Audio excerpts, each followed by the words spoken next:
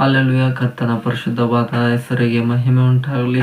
Amen. Hallelujah. ದೇವರಾತ್ಮನು ಈ ದಿನ ಸಭೆಯಾದ ನಮ್ಮೆಲ್ಲರಿಗೂ ಕೊಟ್ಟಿರುವಂಥ ಸಂದೇಶ, ನಾನೇ ಜೀವಜಲ, I am the living water, ಓ ಶಿ ಓ ಶೋಯ್. ಇದರ ಕುರಿತಾಗಿ ದೇವರಾತ್ಮನು ಸಭೆಯಾದ ನಮ್ಮೆಲ್ಲರ ಸಂಗಡ ಆತನು ಈ ದಿನ ವಿಶೇಷವಾಗಿ ಮಾತನಾಡುವವನಾಗಿರ್ತಾನೆ. ಆಮೆನ್. ಹಲ್ಲೆಲೂಯಾ. ಹಾಗಾದ್ರೆ ದೇವರಾತ್ಮನ ಸಭೆಯಾದ ನಮ್ಮೆಲ್ಲರಿಗೂ ಕೊಟ್ಟಿರುವಂಥ ವಾಕ್ಯವನ್ನ ನಾವೆಲ್ಲರೂ ಓದಿಕೊಳ್ಳುವವರಾಗಿರೋಣ. ಯೋಹಾನ 7ನೇ ಅಧ್ಯಾಯ 38ನೇ ವಾಕ್ಯವನ್ನ ನಾವೆಲ್ಲರೂ ಓದಿಕೊಳ್ಳುವವರಾಗಿರೋಣ. ಜಾನ್ ಚಾಪ್ಟರ್ 7 ವರ್ಸ್ 38 ಅಲ್ಲಿ ದೇವರು ಸಭೆಯಾದ ನಮ್ಮೆಲ್ಲರ ಸಂಗಡ ಆತನು ಈ ರೀತಿ ಮಾತನಾಡ್ತಾ ಇದ್ದಾನೆ. He that believeth on me, as the scripture hath said, out of his belly shall flow rivers of living water. ಯೋಹಾನ 7ನೇ ಅಧ್ಯಾಯ 38ನೇ ವಾಕ್ಯದಲ್ಲಿ ದೇವರಾತ್ಮನು ಸಭೆಯಾದ ನಮ್ಮೆಲ್ಲರ ಸಂಗಡ ಆತನು ಈ ರೀತಿ ಮಾತನಾಡ್ತಾ ಇದ್ದಾನೆ. ನನ್ನನ್ನು ನಂಬಿದವನ ಹೊಟ್ಟೆ ಒಳಗಿನಿಂದ ಶಾಸ್ತ್ರದಲ್ಲಿ ಹೇಳಿರುವ ಪ್ರಕಾರ ಜೀವಕರವಾದ ನೀರಿನ ಹೊಳೆಗಳು ಹರಿಯುವವು ಎಂದು ಕೂಗಿ ಹೇಳಿದನು ಎಂದು ದೇವರಾತ್ಮನು ಸಭೆಗಳಿಗೆ ಹೇಳುವುದನ್ನು ಕಿವಿಯುಳ್ಳವನು ಕೇಳಲಿ ಎಂಬುದಾಗಿ ಅಂತ ದಕ್ಷಿಣಗಳಲ್ಲಿ ಸಭೆಯಾದ ನಮ್ಮೆಲ್ಲರ ಸಂಗಡ ದೇವರಾತ್ಮನು ವಿಶೇಷವಾಗಿ ಮಾತನಾಡುತ್ತಿದ್ದಾನೆ. ಆಮೆನ್. ಹಲ್ಲೆಲೂಯಾ. ದೇವರಾತ್ಮನು ಕೊಟ್ಟಿರುವಂಥ ಈ ವಾಕ್ಯಕ್ಕೆ ನಾವು ಸ್ತೋತ್ರವನ್ನು ಸಲ್ಲಿಸುತ್ತಾ ದೇವರಾತ್ಮನು ತಾನೇ ಸಭೆಯಾದ ನಮ್ಮೆಲ್ಲರ ಸಂಗಡ ಈ ವಾಕ್ಯದ ಮುಖಾಂತರವಾಗಿ ಮಾತನಾಡುವಂತೆ ನಾವು ವಾಕ್ಯಕ್ಕಾಗಿ ಪ್ರಾರ್ಥನೆಯನ್ನು ಮಾಡಿಕೊಳ್ಳೋಣ. ನಮ್ಮನ್ನು ಬಹಳವಾಗಿ ಪ್ರೀತಿಸಿದ ನಮ್ಮ ಕರ್ತರೇ, ನಿಮಗೆ ಸ್ತೋತ್ರವನ್ನು ಸಲ್ಲಿಸ್ತೇವೆ. ದೇವರಾತ್ಮನೇ, ಈ ದಿನ ನೀನು ಕೊಟ್ಟಿರುವ ವಾಕ್ಯಕ್ಕಾಗಿ ಸ್ತೋತ್ರ. ದೇವರಾತ್ಮನೇ, ನೀನು ವಾಕ್ಯದ ಮುಖಾಂತರವಾಗಿ ಸಭೆಯಾದ ನಮ್ಮೆಲ್ಲರ ಸಂಗಡ ಮಾತನಾಡು. ತಿಳಿಯಲಾರದ ಮಹತ್ತಾದ ಗುಡಾರ್ಥಗಳನ್ನು ತಿಳಿಯಪಡಿಸು. ದೇವರ ವಾಕ್ಯಗಳನ್ನು ಕೇಳುವಂಥ ಪ್ರತಿಯೊಬ್ಬರ ಆತ್ಮೀಕ ಕಣ್ಣುಗಳನ್ನು, ಹೃದಯಗಳನ್ನು ನಿಂತಾನೆ ತೆರೆ ಮಾಡು. ನಿನ್ನ ವಾಕ್ಯವು ಪ್ರತಿಯೊಬ್ಬರ ಹೃದಯದಲ್ಲಿ ಅಲ್ಗುನೆಟ್ಟಂತಾಗಲಿ, ಅವರಲ್ಲಿ ಪ್ರತಿಯೊಬ್ಬರಲ್ಲಿ ಕಾರ್ಯವನ್ನು ಸಾಧಿಸಲಿ ಎಂದು ನಾವು ಪ್ರಾರ್ಥಿಸ್ತೇವೆ. ಮಾತನಾಡುವ ನಮ್ಮನ್ನು ನಿಮ್ಮ ಕರಗಳಲ್ಲಿ ಒಪ್ಪಿಸಿಕೊಡುತ್ತೇವೆ. ದೇವರೇ, ನಮ್ಮ ಬಾಯಿಂದ ಯಾವುದೇ ಮಾತುಗಳು ಹೊರಡದಿರಲಿ. ಎಲ್ಲವೂ ದೇವರಾತ್ಮನೇ ನೀನೇ ನಮ್ಮೊಳಗಿನಿಂದ ನಿನ್ನ ಸಭೆಯ ಸಂಗಡ ಮಾತನಾಡಿ. ಯಾಕೆಂದರೆ ನಿನ್ನ ಮಾತಿಗೆ ಮಾತ್ರನೇ ಜೀವ ಇರುವುದಕ್ಕಾಗಿ ಸ್ತೋತ್ರ. ಅದು ಜೀವ ಇಲ್ಲದಿರುವ ಎಲ್ಲರಿಗೂ ಜೀವವನ್ನು ಕೊಡುವ ಸಾಮರ್ಥ್ಯ ನಿನ್ನ ವಾಕ್ಯಕ್ಕೆ, ನಿನ್ನ ಮಾತಿಗೆ ಇರುವುದಕ್ಕಾಗಿ ನಾವು ನಿಮಗೆ ಸ್ತೋತ್ರವನ್ನು ಸಲ್ಲಿಸ್ತೇವೆ. ಅಂತಹ ಮಾತುಗಳ ಮುಖಾಂತರವಾಗಿ ಇದನ್ನು ಕೇಳುವ ಪ್ರತಿಯೊಬ್ಬರ ಸಂಗಡ ನಿಂತಾನೆ ಮಾತನಾಡು. ಅದರೆಲ್ಲ ಮಹಿಮೆ ಇನ್ನೊಬ್ಬನಿಗೆ ಸಲ್ಲಲಿ. ಯೇಸುವಿನ ಹೆಸರಿನಲ್ಲಿ ಪ್ರಾರ್ಥಿಸಿ ಬೇಡಿಕೊಂಡಿದ್ದೇವೆ ತಂದೆಯಾದ ದೇವರೇ, ಆಮೆನ್. ಹಲ್ಲೆಲೂಯಾ. ದೇವರಿಗೆ ಮಹಿಮೆ ಉಂಟಾಗಲಿ. ದೇವರಾತ್ಮನು ತಾನೇ ಸಭೆಯಾದ ನಮ್ಮೆಲ್ಲರಿಗೂ ಕೊಟ್ಟಿರುವಂಥ ವಾಕ್ಯವನ್ನು ನಾವೆಲ್ಲರೂ ಓದಿಕೊಳ್ಳುವವರಾಗಿರೋಣ. ಯೋಹಾನ 7ನೇ ಅಧ್ಯಾಯ 38ನೇ ವಾಕ್ಯವನ್ನು ನಾವೆಲ್ಲರೂ ಓದಿಕೊಳ್ಳುವವರಾಗಿರೋಣ. ಜಾನ್ ಚಾಪ್ಟರ್ 7 ವರ್ಸ್ 38 ಅಲ್ಲಿ ದೇವರು ಸಭೆಯಾದ ನಮ್ಮೆಲ್ಲರ ಸಂಗಡ, ದೇವರಾತ್ಮ ಸಭೆಯಾದ ನಮ್ಮೆಲ್ಲರ ಸಂಗಡ ಈ ರೀತಿಯಾಗಿ ಆತನು ಮಾತನಾಡ್ತಾ ಇದ್ದಾನೆ. He that believeth on me, as the scripture hath said, out of his belly shall flow rivers of living water. ಯೋಹಾನ 7ನೇ ಅಧ್ಯಾಯ 38ನೇ ವಾಕ್ಯದಲ್ಲಿ ದೇವರಾತ್ಮನು ಸಭೆಯಾದ ನಮ್ಮೆಲ್ಲರ ಸಂಗಡ ಆತನು ಈ ರೀತಿಯಾಗಿ ಮಾತನಾಡುತ್ತಿದ್ದಾನೆ. ನನ್ನನ್ನು ನಂಬಿದವನ ಹೊಟ್ಟೆಯೊಳಗಿನಿಂದ ಶಾಸ್ತ್ರದಲ್ಲಿ ಹೇಳಿರುವ ಪ್ರಕಾರ ಜೀವಕರವಾದ ನೀರಿನ ಹೊಳೆಗಳು ಹರಿಯುವವು ಎಂದು ಕೂಗಿ ಹೇಳಿದನು ಎಂದು ದೇವರಾತ್ಮ ಸಭೆಗಳಿಗೆ ಹೇಳುವುದನ್ನು ಕಿವಿಯುಳ್ಳವನು ಕೇಳಲಿ ಎಂಬುದಾಗಿ ಅಂತ ತಕ್ಷಣಗಳಲ್ಲಿ ಸಭೆಯಾದ ನಮ್ಮೆಲ್ಲರ ಸಂಗಡ ದೇವರಾತ್ಮನು ವಿಶೇಷವಾಗಿ ಮಾತನಾಡುತ್ತಿದ್ದಾನೆ. ಆಮೆನ್. ಹಲ್ಲೆಲೂಯಾ. ಈ ಮಾತನ್ನ ಯೇಸು ಕ್ರಿಸ್ತನು ಪರ್ಣಶಾಲೆಗಳ ಜಾತ್ರೆ ಎಂಬುದಾಗಿ ಇಸ್ರಾಯೇಲ್ ದೇಶದಲ್ಲಿ ಯೇಸುವಿನ ಕಾಲದಲ್ಲಿ ನಡೀತಿತ್ತು. ಆ ಜಾತ್ರೆಯ ಮಧ್ಯದಲ್ಲಿ ಯೇಸು ಕ್ರಿಸ್ತನು ನಿಂತು ಆತನು ಈ ಮಾತನ್ನ ಹೇಗೆ ಹೇಳ್ತಾ ಇದ್ದಾನೆ, ಕೂಗಿ ಹೇಳಿದನು. ಆಮೆನ್. ಹಲ್ಲೆಲೂಯಾ. ಹಾಗಾದ್ರೆ ಈ ರೀತಿಯಾಗಿ ಜಾತ್ರೆಯಲ್ಲಿ ಕೂಗಿ ಹೇಳಬೇಕು ಅಂದ್ರೆ ಅದಕ್ಕೆ ಧೈರ್ಯ ಇರಲೇಬೇಕು. ಯೇಸುವಿಗೆ ಆ ಧೈರ್ಯ ಇದೆ. ಆಮೆನ್. ಹಲ್ಲೆಲೂಯಾ. ಹಾಗಾದ್ರೆ ಯೇಸು ಕ್ರಿಸ್ತನು ಆತನು ಏನನ್ನ ಹೇಳ್ತಾ ಇದ್ದಾನೆ, ಜಾತ್ರೆ ಎಲ್ಲ ಜನರ ಮಧ್ಯದಲ್ಲಿ ಯೇಸು ಕ್ರಿಸ್ತನು ಈ ಮಾತನ್ನ ಮಾತನಾಡ್ತಾ ಇದ್ದಾನೆ. ನನ್ನನ್ನು ನಂಬಿದವನ ಹೊಟ್ಟೆಯೊಳಗಿನಿಂದ ಶಾಸ್ತ್ರದಲ್ಲಿ ಹೇಳಿರುವ ಪ್ರಕಾರ ಜೀವಕರವಾದ ನೀರಿನ ಹೊಳೆಗಳು ಹರಿಯುವವು ಎಂಬುದೇ. ಹಾಗಾದ್ರೆ ಈ ಮಾತನ್ನ ದೇವರು ಹೇಳ್ತಾ ಇದ್ದಾನೆ, ಎಲ್ಲ ಜನರಿಗೂ ಹೇಳ್ತಾ ಇದ್ದಾನೆ. ಯಾಕಂದ್ರೆ ಜಾತ್ರೆ ಮಧ್ಯದಲ್ಲಿ ಯೇಸು ನಂಬದವರು ಇದ್ದಾರೆ, ಯಾಕಂದ್ರೆ ಯೇಸುನ ಶಿಷ್ಯರು ಕೂಡ ಎಲ್ಲಿದ್ದಾರೆ, ಯೇಸು ಗೊತ್ತಿರೋರು ಊರಿನವರು ಕೂಡ ಇರ್ಬೋದು. ಆಮೇಲೆ ಹೌಲು ಗೊತ್ತಿಲ್ಲದೆ ಇರೋರು ಕೂಡ ಅನ್ಯ ಜನರು ಕೂಡ ಇರ್ಬೋದು. ಯಾಕಂದ್ರೆ ಜಾತ್ರೆ ಅಂದ್ರೆ ಹನ್ನೆರದೇ ಜಾಸ್ತಿ ಇದ್ದೇ ಇರುತ್ತೆ ಅವ್ರ ಸಂಖ್ಯೆ. ಆಮೇಲೆ ಹಾಲೆಲೂಯ. ಹಾಗಾದ್ರೆ ಎಲ್ಲರ ಮಧ್ಯದಲ್ಲೂ ಕೂಡ ದೇವರಾತ್ಮನು ವಶವಾಗಿ ಯೇಸು ಕ್ರಿಸ್ತನೇ ಮಾತನ್ನ ಅವರ ಮಧ್ಯದಲ್ಲಿ ಮಾತನಾಡ್ತಾ ಇದ್ದಾನೆ. ನನ್ನನ್ನು ನಂಬಿದವನ ಹೊಟ್ಟೆ ಒಳಗಿನಿಂದ.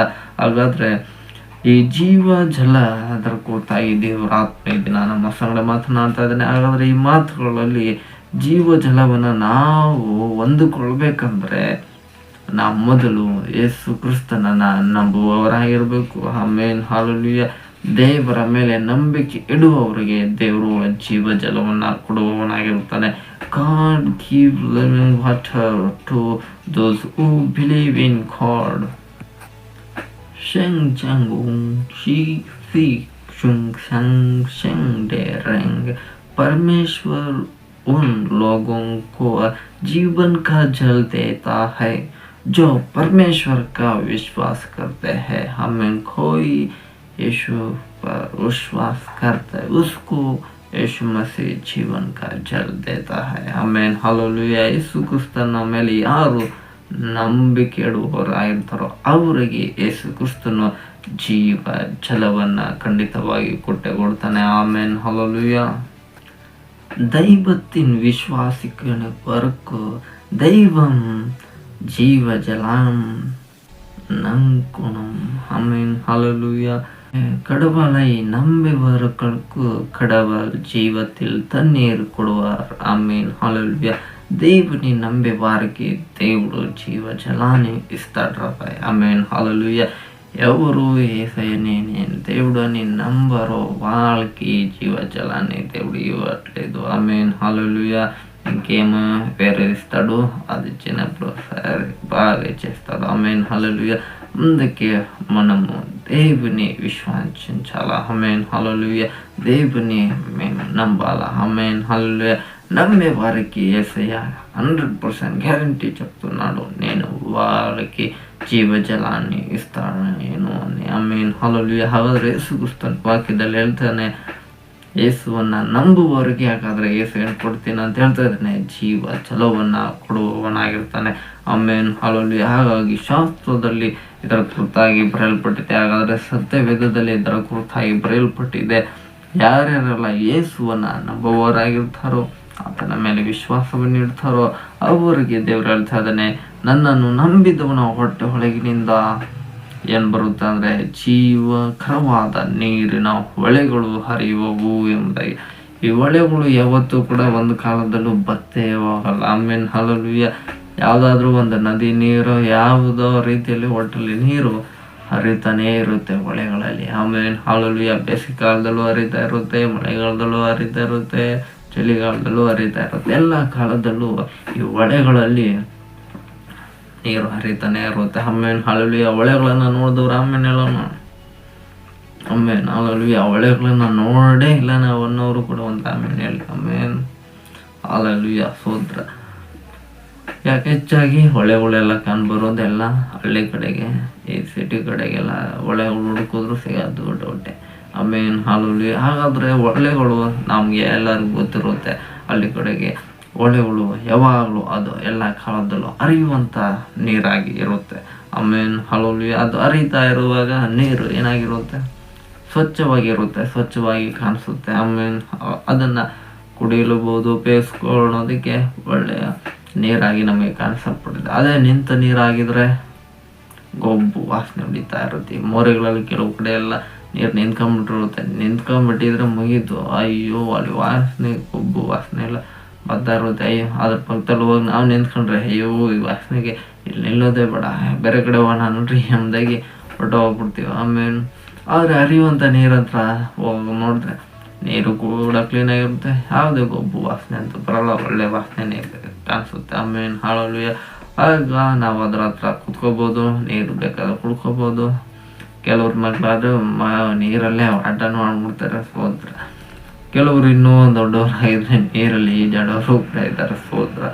ಆಮೇಲೆ ಹೀಗೆ ಒಳ್ಳೆಯ ಹರಿಯುವಂತಹ ಜೀವ ಜಲವಾಗಿ ದೇವರು ಈ ದಿನ ಆತನ ಮಾತನಾಡ್ತಾ ಇದ್ದಾನೆ. ಹಾಗಾದ್ರೆ ಈ ಲೋಕದ ರೀತಿಯಾದಂಥ ಹೊಳೆಗಳು ಒಂದು ಕಾಲದಲ್ಲಿ ಮುಂದೆ ದೇವರು ಹೇಳ್ಬಿಡ್ತಾನೆ, ಉಪದ್ರವ ಕಾಲಘಟ್ಟಗಳಲ್ಲಿ ಅನೇಕ ಹೊಳೆಗಳು ಕೂಡ ಅದು ನೀರು ಬತ್ತಿ ಹೋಗುವಂತ ಚಾನ್ಸಸ್ ಇದ್ದೇ ಇದೆ. ಆಮೇನ್ ಹಾಲೆಲೂಯಾ. ಹಾಗಾದ್ರೆ ದೇವರು ಹೇಳ್ತಾ ಇರೋದು ಜೀವ ಜಲದ ಹೊಳೆಗಳು ಹರಿಯುವಂತಾಗಿ. ಆಮೇನ್ ಹಾಲೆಲೂಯಾ. ಇದು ಶಾಶ್ವತವಾಗಿ ಹರಿಯುವಂತ ಹೊಳೆಗಳಾಗಿರುತ್ತೆ. ಆಮೇನ್ ಹಾಲೆಲೂಯಾ. ಹಾಗಾದ್ರೆ ಯೇಸುವನ್ನ ನಂಬುವಂತವರಿಗೆ ದೇವರು ಕೊಡುವಂತ ಹೊಳೆಗಳು ಅದು ಜೀವ ಜಲದ ಹೊಳೆಗಳಾಗಿವೆ. ಇಂಥ ಹೊಳೆಗಳು ಒಂದು ಕಾಲದಲ್ಲೂ ಕೂಡ ಅದೇನಾಗಲ್ಲ, ಬತ್ತಿ ಹೋಗಲ್ಲ. ಆಮೇನ್ ಹಾಲೆಲೂಯಾ. ಹಾಗಾದ್ರೆ ಯೇಸುವನ್ನ ನಂಬಿದವರ ಹೊಟ್ಟೆ ಒಳಗಿನಿಂದ ನಿಜವಾಗ್ಲೂ ಕೂಡ ಜೀವಕರವಾದ ಹೊಳೆಗಳು ಹರಿದವ ಎಂಬುದಾಗಿ ನಾವು ಯೇಸುವಿನ ಶಿಷ್ಯರನ್ನ ಗಮನಿಸ್ಬೇಕು. ಅವಾಗ ಅದು ನಮಗೆ ಅರ್ಥವಾಗುತ್ತೆ. ಆಮೇನ್ ಹಾಲೆಲೂಯಾ. ಯಾಕಂದ್ರೆ ಯೇಸು ಹೇಳಿದ್ರು, ಆದ್ರೆ ಯೇಸುವಿನ ಕಾಲದಲ್ಲಿ ಅದು ಶಿಷ್ಯರ ಮುಖಾಂತರವಾಗಿ ದೇವ್ರು ನೆರವೇರಿಸಲಿಲ್ಲ. ಆದ್ರೆ ಅಪೊಸ್ತಲರ ಕೃತ್ಯಗಳಿಂದ ಶಿಷ್ಯರ ಕಾಲವೇ ಆರಂಭ ಆಗುತ್ತೆ. ಅಲ್ಲಿಂದ ಶಿಷ್ಯರು ಯೇಸುವಿನಲ್ಲಿ ಹೇಳಿರುವಂತ ಮಾತಿನಂತೆ ಅವರ ಜೀವಿತಗಳಲ್ಲಿ ಈ ಘಟನೆಗಳು ಸಂಭವಿಸುತ್ತೆ. ಆಮೇನ್ ಹಾಲೆಲೂಯಾ. ಈ ಮಾತನ್ನ ಹೀಗೆ ದೇವರು ಹೇಳ್ತಾ ಇದ್ದಾನೆ, ನನ್ನನ್ನು ನಂಬಿದವರು ಹೊಟ್ಟೆಗಳಿಂದ ಜೀವಕರವಾದ ನೀರಿನ ಹೊಳೆಗಳು ಹರಿಯುವು. ಹಾಗಾದ್ರೆ ಯೇಸುವನ್ನ ಶಿಷ್ಯರು ಅಂತ ನಂಬ್ಕೊಂಡ್ಬಿಟ್ಟಿದ್ದಾರೆ. ಆಮೇನ್ ಹಾಲೆಲೂಯಾ. ಆ ನಂತರ ಯೇಸು ಪರಲೋಕಕ್ಕೆ ಒಯ್ಯಲ್ಪಟ್ಟ ನಂತರ ಶಿಷ್ಯರು ಯೇಸು ಹೇಳಿರುವಂತ ಎಲ್ಲಾ ಮಾತುಗಳನ್ನ ಲೋಕದ ಜನರಿಗೆ ಅವರು ಸಾರುವವರಾಗಿರ್ತಾರೆ. ಯೇಸು ಹೇಳಿರುವಂತ ವಾಕ್ಯಗಳನ್ನ ಅವರು ಲೋಕದ ಎಲ್ಲ ಜನರಿಗೂ ತಿಳಿಯಪಡಿಸಲು ಅವರು ಹೊರಟು ಹೋಗುವವರಾಗಿರ್ತಾರೆ. ಹೀಗೆ ಯೇಸುವಿನ ಮಾತುಗಳನ್ನು ಯಾರ ಬಳಿಯಲ್ಲಿ ಅವರೆಲ್ಲ ಮಾತನಾಡಿದ್ರು, ಎಲ್ಲೆಲ್ಲೆಲ್ಲ ಪ್ರಸಂಗ ಮಾಡಿದ್ರು, ಅಲ್ಲೆಲ್ಲ ಅದ್ಭುತ ಕಾರ್ಯಗಳನ್ನ ದೇವರು ನಡೆಸಿದನು. ಅವರ ಮುಖಾಂತರವಾಗಿ ಸೂಚಕ ಕಾರ್ಯಗಳನ್ನ ದೇವರು ನಡೆಸಿದನು.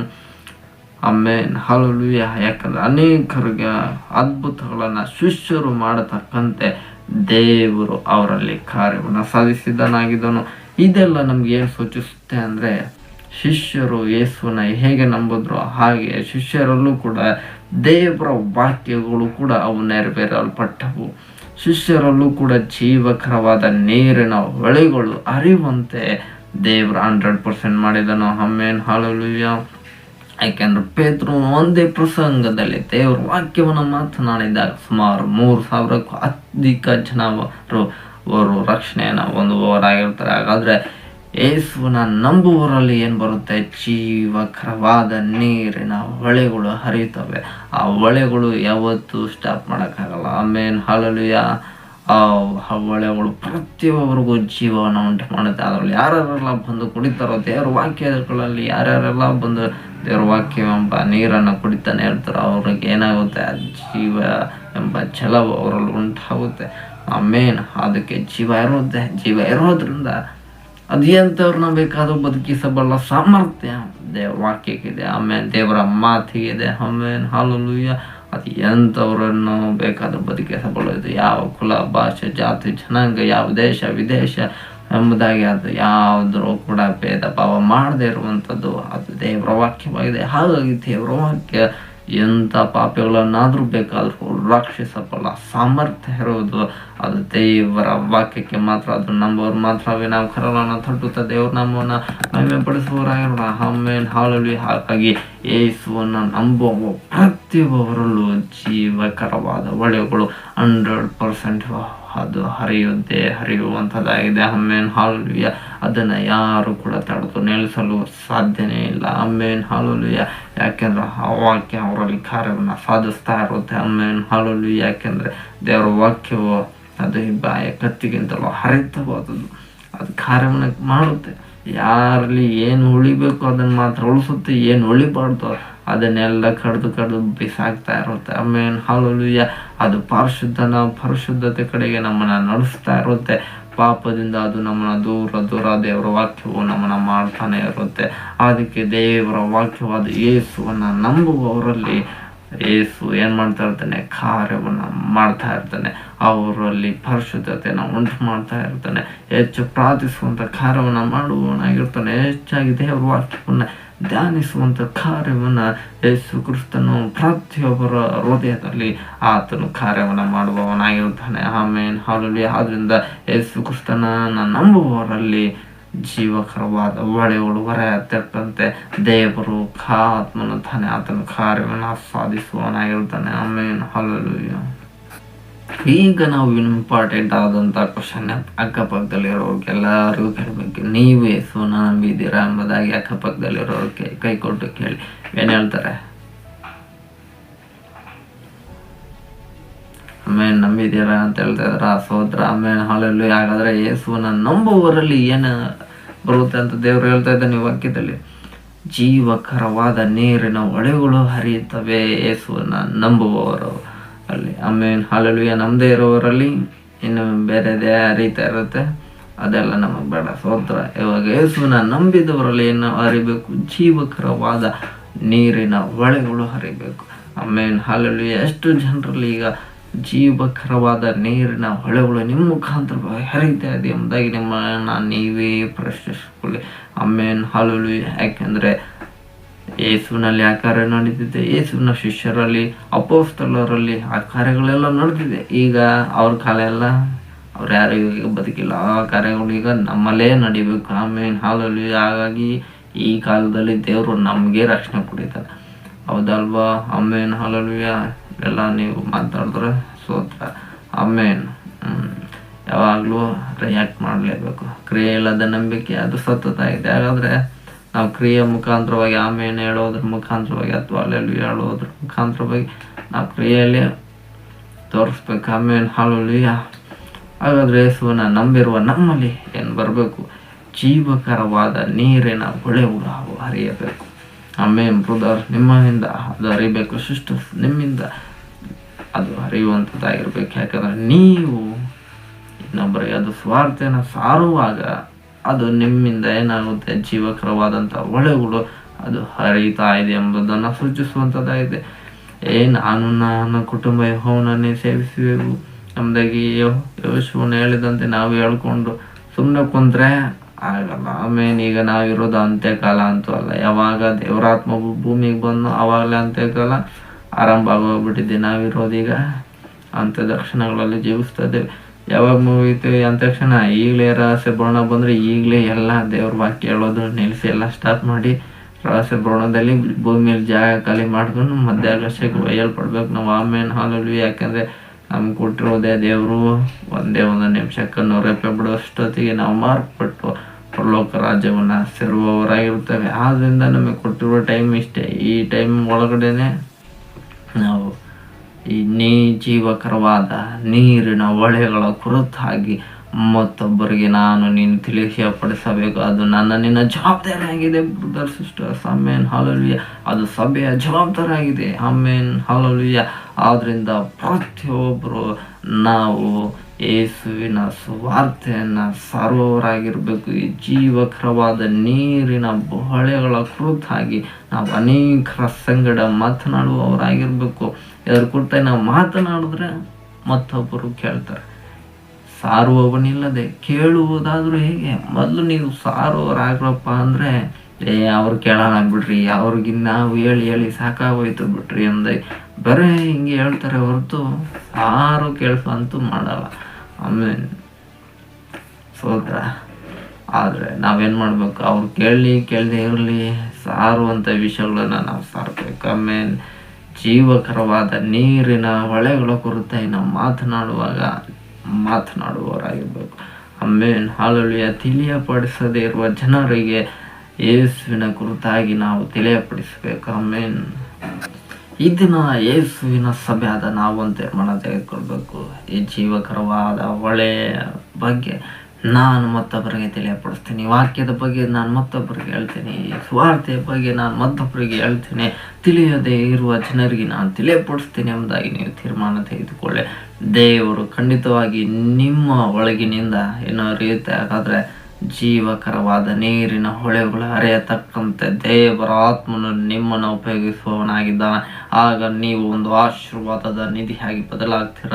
ದೇವರು ನಿಮ್ಮನ್ನು ಬಲವಾಗಿ ಲೋಕದಲ್ಲಿ ಉಪಯೋಗಿಸಲು ಹೋಗುವವನಾಗಿದ್ದಾನೆ. ನಿಮ್ಮಿಂದ ಅನೇಕರ ಜೀವ ಜಲವನ್ನು ಕುಡಿದು ಅವರು ಕೂಡ ನಿತ್ಯ ಜೀವಕ್ಕೆ ಬಾಧ್ಯರಾಗತಕ್ಕಂತೆ ದೇವರ ಆತ್ಮನು ಈ ದಿನ ಅದ್ಭುತವಾಗಿ ಈ ಸಭೆಯ ಅನೇಕರನ್ನು ಉಪಯೋಗಿಸುವವನಾಗಿದ್ದಾನೆ. ಅದು ನಂಬುವವ್ರ ಮಾತು ನಾವು ಕರನ್ನು ತಟ್ಟುತ್ತಾ ದೇವರು ನಮ್ಮನ್ನು ಮಹಿಮೆ ಪಡಿಸುವವರಾಗಿರೋಣ. ಆಮೇನ್, ಹಾಲೆಲೂಯಾ. ಯಾಕೆಂದರೆ ನಂಬುವವನಿಗೆ ಎಲ್ಲವೂ ಸಾಧ್ಯ ಎಂಬುದಾಗಿ ದೇವರ ವಾಕ್ಯ ಹೇಳುವಂಥದ್ದಾಗಿದೆ. ಹಾಗಾದರೆ ನಾವು ನಂಬಿಕೆಯಿಂದ ನಾವು ದೇವರನಿಗೆ ಕರಗಳನ್ನು ತಟ್ಟಿ ಮಹಿಮೆ ಪಡಿಸಿದಾಗ ಖಂಡಿತವಾಗಿ ದೇವರು ನಮ್ಮನ್ನು ಪ್ರತಿಯೊಬ್ಬರನ್ನು ಉಪಯೋಗಿಸುವವನಾಗಿರ್ತಾನೆ. ನಮ್ಮಿಂದ ಜೀವಕರವಾದ ನೀರಿನ ಹೊಳೆಗಳು ಹರಿಯತಕ್ಕಂತೆ ದೇವರು ಈ ದಿನ ಒಂದು ಅದ್ಭುತವನ್ನು ಸಭೆಯ ಮುಖಾಂತರವಾಗಿ ಆತನು ನಡೆಸುವವನಾಗಿರ್ತಾನೆ. ಆಮೇನ್. ಹಾಗಾದರೆ ಮೊದಲನೇ ಅಂಶವಾಗಿ ಯೇಸು ಕ್ರಿಸ್ತನು ಎಂಥವ್ರಿಗೆ ಜೀವಜಲವನ್ನು ಕೊಡ್ತಾನೆ ಅಂದರೆ ಅದು ನಂಬುವವರಿಗೆ ಮಾತ್ರನೇ ಯೇಸು ಕ್ರಿಸ್ತನು ನಿತ್ಯ ಜೀವ ಜಲವನ್ನು ಆತನು ಕೊಡುವವನಾಗಿದ್ದಾನೆ. ಆಮೇನ್, ಹಾಲೆಲೂಯಾ. ಹಾಗಾದರೆ ಎರಡನೇ ಅಂಶವನ್ನು ನಾವು ದೇವರ ವಾಕ್ಯದ ಮುಖಾಂತರವಾಗಿ ಓದಿಕೊಳ್ಳುವವರಾಗಿರೋಣ. ಯೋಹನ 4ನೇ ಅಧ್ಯಾಯ 14ನೇ ವಾಕ್ಯವನ್ನು ನಾವೆಲ್ಲರೂ ಓದಿಕೊಳ್ಳುವವರಾಗಿರೋಣ. ಜಾನ್ ಚಾಪ್ಟರ್ 4:14 ದೇವರ ಸಭೆಯಾದ ನಮ್ಮೆಲ್ಲರ ಸಂಗಡ ಆತನು ಈ ರೀತಿಯ ಮಾತನಾಡ್ತಾ ಇದ್ದಾನೆ. But whosoever drinketh of the water that I shall give him shall never thirsty, but the water that I shall give him shall be in him a well of water springing up into everlasting life. Amen, hallelujah. ಯೋಹಾನ 4ನೇ ಅಧ್ಯಾಯ 14ನೇ ವಾಕ್ಯದಲ್ಲಿ ದೇವರಾತ್ಮ ಸಭೆ ಆತ ನಮ್ಮೆಲ್ಲರ ಸಂಗಡ ಆತನು ಈ ರೀತಿಯಾಗಿ ಮಾತನಾಡ್ತಾ ಇದ್ದಾನೆ. ನಾನು ಕೊಡುವ ನೀರನ್ನು ಕುಡಿದವನಿಗೆ ಎಂದಿಗೂ ನೀರಡಿಕೆ ಆಗುವುದಿಲ್ಲ. ನಾನು ಅವನಿಗೆ ಕೊಡುವ ನೀರು ಅವನಲ್ಲಿ ಹೊಕ್ಕುವ ಹೊರತೆ ಆಗಿದ್ದು ನಿತ್ಯ ಜೀವವನ್ನು ಉಂಟು ಮಾಡುವುದು ಎಂದು ಹೇಳಿದನು ಎಂದು ದೇವರಾತ್ಮನು ಸಭೆಗಳಿಗೆ ಹೇಳುವುದನ್ನು ಕಿವಿಯೇಳುವನು ಕೇಳಲಿ ಎಂಬುದಾಗಿ ಅಂತ ದರ್ಶನಗಳಲ್ಲಿ ಸಭೆಯಾದ ನಮ್ಮೆಲ್ಲರ ಸಂಗಡ ದೇವರಾತ್ಮನು ವಿಶೇಷವಾಗಿ ಮಾತನಾಡುತ್ತಿದ್ದಾನೆ. ಆಮೇನ್, ಹಾಲೆಲೂಯಾ. ಹಾಗಾದರೆ ಮೊದಲನೇ ಅಂಶ, ನಾವು ಯೇಸುವನ್ನ ನಂಬುವವರಾಗಿರ್ಬೇಕು, ವಾಕ್ಯವನ್ನ ನಂಬುವವರಾಗಿರ್ಬೇಕು. ಆಮೇನ್, ಹಾಲೆಲೂಯಾ. ಎರಡನೇ ಅಂಶ, ನಾವು ದೇವರು ಕೊಡುವ ನೀರನ್ನು ಕುಡಿಯುವವರಾಗಿರ್ಬೇಕು. ಆಮೇನ್, ಹಾಲೆಲೂಯಾ. ನಾನು ಕೊಡುವ ನೀರನ್ನು ಕುಡಿದವನಿಗೆ ಎಂದಿಗೂ ನೀರಡಿಕೆ ಆಗುವುದಿಲ್ಲ. ಕೆಲವರು ದೇವ್ರು ಕೊಡೋ ನೀರು ಕುಡಿಗಿರಪ್ಪ ಅಂತ ಕೊಟ್ರೆ ಕೈ ತೊಳ್ಕೊಳೋದು, ಕಾಲು ತೊಳ್ಕೊಳೋದು, ಮಕ್ಕ ತೊಳೆಯೋದು, ಇವೆಲ್ಲ ಮಾಡಿ ಏನು ಮಾಡ್ಬಿಡ್ತಾರೆ, ವ್ಯರ್ಥ ಮಾಡ್ಬಿಡ್ತಾರೆ. ಆಮೇನ್, ಹಾಲೆಲೂಯಾ. ಕುಡಿಯೋದಕ್ಕೆ ಅಂತ ಕೊಟ್ಟ ನೀರು ಏನು ಮಾಡಬೇಕು, ಕುಡಿಬೇಕು. ಆಮೇಲೆ ಹಾಲೆಲೂಯಾ. ಈಗ ಊರಿಂದ ಯಾರಾದರೂ ಒಬ್ಬರು ನಿಮ್ಮ ಮನೆಗೆ ಬಂದರು ಅಂದರೆ ನೀವು ನೀರು ಕೊಟ್ರಿ ಏನು ಮಾಡಬೇಕು, ಕಾಲು ತೊಳೆಯಕ್ಕಂತ ನೀವು ನೀರು ಕೊಡ್ತೀರಾ, ಆ ನೀರು ಕುಡಿದ್ಬಿಟ್ರೆ ಏನಾಗುತ್ತೆ, ತಪ್ಪರ್ಥ ಆಗುತ್ತೆ. ಆಮೇಲೆ ಹಾಲೆಲೂಯಾ. ಕಾಲು ತೊಳೆಯಪ್ಪ ಅಂತ ನೀರು ಕೊಟ್ಟರೆ ಕಾಲು ತೊಳ್ಕೊಂಡು ಒಳಗೆ ಬರಬೇಕು ಅಂತ ಅರ್ಥ. ಆಮೇಲೆ ಹಾಲೆಲೂಯಾ. ಅಥವಾ ಎಲ್ಲಾನ ಕೆಲಸ ಎಲ್ಲ ಮಾಡಿ ಸುಸ್ತಾಗಿ ಮಧ್ಯಾಹ್ನ ಹೊತ್ತು ಏನಾನ ಬಂದರೆ ಏನರ್ಥ, ಇವಾಗ ಕುಡಿಯೋದಕ್ಕೆ ನೀರು ಕೇಳ್ತಾರೆ ಅಂದ್ಕೊಳ್ಳಿ. ಅವರು ಕುಡಿಯೋಕೆ ನೀರು ಕೇಳಿದ್ರೆ ಅವ್ರಿಗೆ ಹೆಂಗೆ ಕೊಡಬೇಕು, ಕುಡಿಯೋ ನೀರೇ ಕೊಡಬೇಕು. ಅವ್ನು ಕುಡಿಯಪ್ಪ ನೀರಂತ ನಾವು ಕೊಟ್ಟಿದ್ದೀವಿ ಅಂತ ಅಂದ್ಕೊಂಡ್ರೆ ಅವನು ಕುಡಿಯೋದು ಬಿಟ್ಟು ಕಾಲೇನಾನ ತೊಳೆದ್ಬಿಟ್ಟ ಅಂದರೆ ಏನಾಗುತ್ತೆ, ಅದು ವ್ಯರ್ಥ ಆಗುತ್ತೆ. ಕುಡಿಯೋಕ್ಕೆ ಅಂತ ಕೊಟ್ಟಿರೋ ನೀರನ್ನ ಕುಡಿಬೇಕು, ತೊಳೆಯೋದಕ್ಕೆ ಅಂತ ನೀರು ಕೊಟ್ಟರೆ ತೊಳ್ಕೊಬೇಕಾಯ್ತು. ಆಮೇಲೆ ಹಾಲೆಲೂಯಾ. ಕೆಲವು ಎಲ್ಲರೂ ಉಲ್ಟಾ ಪಲ್ಟಾ ಮಾಡಾಕ್ಬಿಡ್ತಾರೆ. ಕುಡಿಯೋ ನೀರನ್ನ ತೊಳೆಯೋದು, ತೊಳೆಯೋ ನೀರನ್ನ ಕುಡಿಯೋದು, ಹಿಂಗೆ ಮಾಡಿಬಿಟ್ರೆ ವ್ಯರ್ಥ ಆಗುತ್ತೆ. ಆಮೇಲೆ ಹಾಲೆಲೂಯಾ. ಅದಕ್ಕೆ ಯೇಸು ಕ್ರಿಸ್ತನು ಕುಡಿಯೋದಕ್ಕೆ ನೀರು ಕೊಡ್ತಾ ಇದ್ದಾನೆ. ಕುಡಿಯುವಂಥ ನೀರನ್ನು ನಾವು ಕುಡಿಯುವವರಾಗಿರ್ಬೇಕು. ತೊಳೆಯುವಂಥ ನೀರುಗಳಲ್ಲಿ ನಾವು ತೊಳೆಯುವವರ ಕೆಲಸಗಳನ್ನು ಮಾಡುವವರಾಗಿರ್ಬೇಕು. ಆಮೇಲೆ ಹಾಲೆಲೂಯಾ. ಹಾಗಾದರೆ ದೇವರು ಇಲ್ಲಿ ಹೇಳ್ತಾ ಇದ್ದಾನೆ ಈ ವಾಕ್ಯಗಳಲ್ಲಿ, ನಾನು ಕೊಡುವ ನೀರನ್ನು ಕುಡಿಯುವವನಿಗೆ ಎಂದಿಗೂ ನೀರಡಿಕೆ ಆಗೋದಿಲ್ಲ. ಆಮೇಲೆ ಈಗ ಬೇಸಿಗೆಗಾಲದಲ್ಲೆಲ್ಲ ಬಿಸಿಲಲ್ಲೇ ಕೆಲಸ ಎಲ್ಲ ಮಾಡಿ ಬಂದಿರೋ ನೀರು ಕುಡಿದ್ರೆ, ಒಂದು ಲೋಟ ನೀರು ಕುಡಿದು ಸಾಕು, ಒಂಥರ ನೆಮ್ಮದಿ ಆತಂಕ ಆಗ್ಬಿಡುತ್ತೆ. ಆಮೇಲೆ ಹಾಲೆಲೂಯಾ.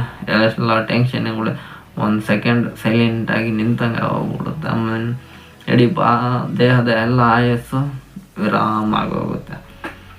ಆಮೇಲೆ ಹಾಲೆಲೂಯಾ. ಹಾಗಾದರೆ ದೇಹಕ್ಕೆ ಬೇಕಾದಂಥ ನೀರು ಕೊಡ್ತಾ ಈ ವಾಕ್ಯ ಅಂತೂ ಮಾತಾಡ್ತಾ ಇಲ್ಲ. ಇದು ಆತ್ಮಿಕವಾದ ನೀರಿನ ಕುರಿತಾಗಿ ದೇವರ ಆತ್ಮನು ಯೇಸು ಕ್ರಿಸ್ತನು ಈ ವಾಕ್ಯದಲ್ಲಿ ಮಾತನಾಡಿದವನಾಗಿದ್ದಾನೆ. Amen, hallelujah. ಹಾಗಾದ್ರೆ ಈ ಆತ್ಮಿಕವಾದ ನೀರನ್ನ ಯೇಸು ಕ್ರಿಸ್ತನು ಪ್ರತಿಯೊಬ್ಬರಿಗೆ ಕೊಡುವನು ಇಷ್ಟವುಳ್ಳವನಾಗಿದ್ದಾನೆ. ಆಮೆನ್. ಈ ನೀರನ್ನ ಯೇಸು ಕ್ರಿಸ್ತನು ಯಾರು ಕೊಡ್ತಾನ ಅಂಥವ್ರು ಆ ನೀರನ್ನ ಏನ್ ಮಾಡ್ಬೇಕು? ಕುಡಿಯುವವರಾಗಿರ್ಬೇಕು. ಯಾರು ಕುಡಿಯುವವರಾಗಿರ್ತಾರೋ ಅವ್ರಿಗೆ ಏನಾಗುತ್ತೆ? ಅದು ಎಂದಿಗೂ ನೀರಡಿಕೆನೇ ಆಗುವುದಿಲ್ಲ.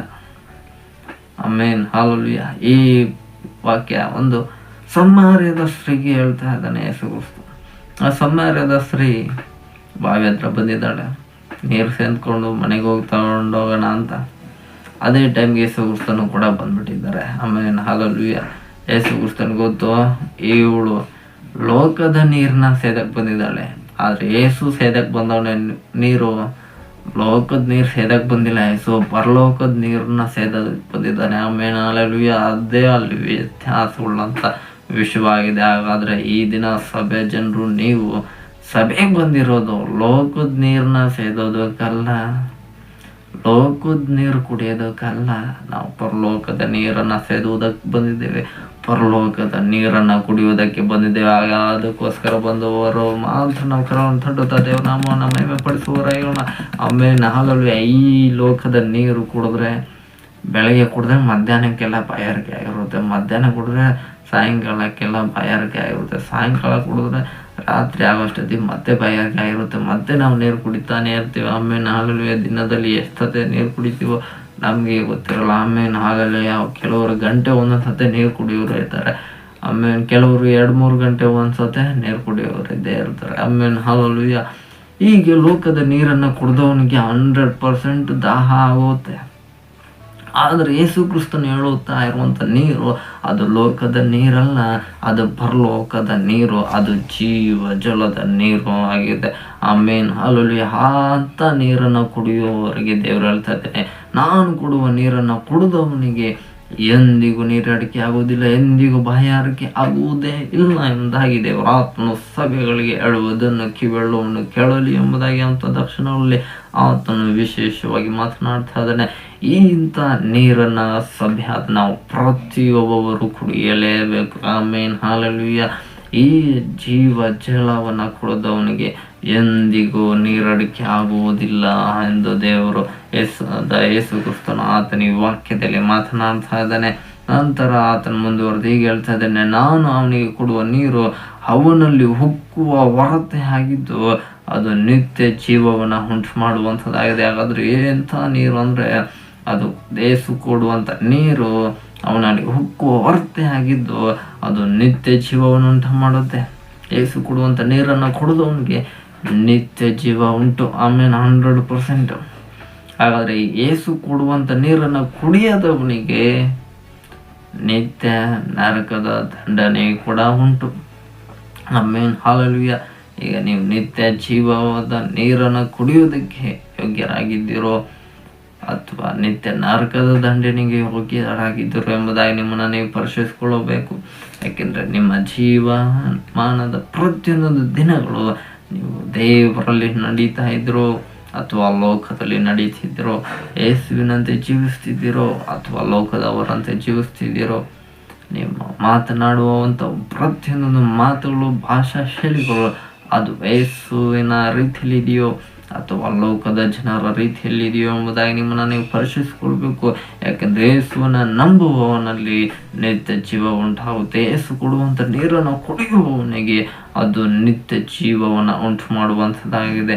ಅದು ಜೀವ ಜಲವಾಗಿದೆ. ಆ ನಿತ್ಯ ಜೀವ ಜಲವನ್ನು ಕುಡಿದವನಿಗೆ ನಿತ್ಯ ಜೀವ ಉಂಟಾಗುವಂತೆ ದೇವರು ಒಂದು ಅದ್ಭುತವನ್ನ ಅವರ ಜೀವಿತದಲ್ಲಿ ಖಂಡಿತವಾಗಿ ಆತನು ಮಾತನಾಡುವವನಾಗಿರ್ತಾನೆ.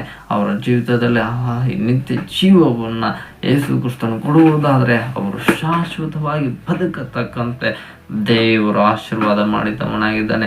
ಆಮೇನ್, ಹಲ್ಲೆಲೂಯಾ. ಲೋಕದಲ್ಲಿ ನಾವೆಲ್ಲರೂ ಜೀವಿಸುವುದು 60 ಬಲ ಹೆಚ್ಚಿದರು 80 ಎಂಬುದಾಗಿ ಯೇಸು ಕ್ರಿಸ್ತನೇ ಮಾತನಾಡುವಂಥ ಮಾತುಂಟು. ಆಮೇನ್, ಹಲ್ಲೆಲೂಯಾ.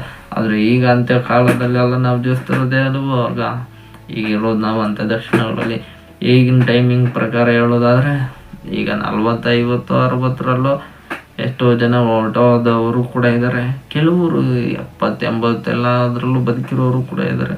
ಅದು ದೇವರ ಕೃಪೆ. ದೇವ್ರ ಚಿತ್ತ ಇದ್ದವರು ಬದುಕಿರ್ತಾರೆ, ದೇವ್ರ ಚಿತ್ತ ಬೇಗ ಹೋಗ್ಬೇಕು ಅನ್ನೋದಂತಾನೇ ಇರೋರು ಬೇಗನೆ ಹೋಗ್ತಾರೆ. ಅದನ್ನು ಕೂಡ ನಾವೇನು ಮಾಡೋಕ್ಕಾಗಲ್ಲ. ಯಾಕಂದರೆ ಸ್ಟೇಫ ಅವನು ಯವನಸ್ಥನಾಯ ಆಗೇ ಇದ್ದ, ಆವಾಗಲೇ ಹೋಗ್ಬೇಕು ಅನ್ನೋದೇ ಅದೇ ದೇವ್ರ ಚಿತ್ತ. ನಾವೇನು ಮಾಡೋಕ್ಕಾಗಲ್ಲ. ಅವನು ಯವನಸ್ಥನ ಆದಾಗಲೇ ದೇವ್ರ ರಾಜ್ಯಕ್ಕೆ ಸೇರ್ಕೊಂಡ್ಬಿಟ್ರು, ಸೋತ್ರ. ಹೀಗೆ ಪ್ರತಿಯೊಬ್ಬರ ಮೇಲೂ ಕೂಡ ದೇವರ ಚಿತ್ತ ಇದ್ದೇ ಇರುತ್ತೆ. ದೇವರು ಪ್ರತಿಯೊಬ್ಬೊಬ್ಬರಿಗೆ ಯಾವಾಗ ಜೀವ ಕೊಡಬೇಕು, ಯಾವಾಗ ಮರಣವನ್ನು ಕೊಡಬೇಕು, ಆತನೇ ತೀರ್ಮಾನವನ್ನು ಮಾಡುವವನಾಗಿದ್ದಾನೆ. ಆತನ ತೀರ್ಮಾನದಂತೆ ಈ ಲೋಕದಲ್ಲಿ ಪ್ರತಿಯೊಬ್ಬರ ಜೀವಿತದಲ್ಲಿ ಅದೇ ಸಂಭವಿಸುವ ಹಾಗೆ ದೇವರೇ ಮಾಡುವವನಾಗಿರ್ತಾನೆ. ಅದು ನಂಬರ್ ಮಾತ್ರ ನಾವು ಕರಣ ತಟ್ಟುತ್ತಾ ದೇವರು ನಮ್ಮನ್ನು ಮಹಿಮೆ ಪಡಿಸುವರ ಇರೋಣ. Amen, hallelujah. ಹಾಗಾದ್ರೆ ಎರಡನೇ ಅಂಶ, ದೇವರು ಕೊಡುವ ನೀರನ್ನ ನಾವು ಕುಡಿಯುವಂತ ಗುಂಪಿನಲ್ಲಿರ್ಬೇಕು. ಯಾಕಂದ್ರೆ ಪರಿಸರಿಯರಿಗೂ ಕೂಡ ಯೇಸು ಕ್ರಿಸ್ತನ ಏನು ಕೊಟ್ಟ? ಕುಡಿಯೋದಕ್ಕೆ ನೀರು ಕೊಟ್ಟ. ಯಾಜಕರಿಗೂ ಕೂಡ ಯೇಸು ಕ್ರಿಸ್ತನ ಏನು ಕೊಟ್ಟ? ಕುಡಿಯೋದಕ್ಕೆ ನೀರು ಕೊಟ್ಟ. Amen, hallelujah. ಆದರೆ ಅವರೆಲ್ಲರೂ ಯೇಸು ಕ್ರಿಸ್ತನ ಕೊಟ್ಟಂತ ನೀರನ್ನ ತಿರಸ್ಕರಿಸಿಬಿಟ್ರು. ಅವರು ಆ ನೀರು ಬೇಡ ನನಗೆ ಅಂತೇಳಿ ಬಿಸಾಕ್ಬಿಟ್ರು. ನೆಲದ ಮೇಲೆ ಎಲ್ಲ ಬಿಸಾಕ್ಬಿಟ್ರು. ಹೆಂಗಪ್ಪ ಬಿಸಾಕಿದ್ರು ಅಂತ ಕೇಳ್ತೀರ ನೀವು? ಸೋತ್ರ. ಯಾಕೆಂದರೆ ಯೇಸುವನ್ನು ಅವರು ಸ್ವೀಕರಿಸಲಿಲ್ಲ.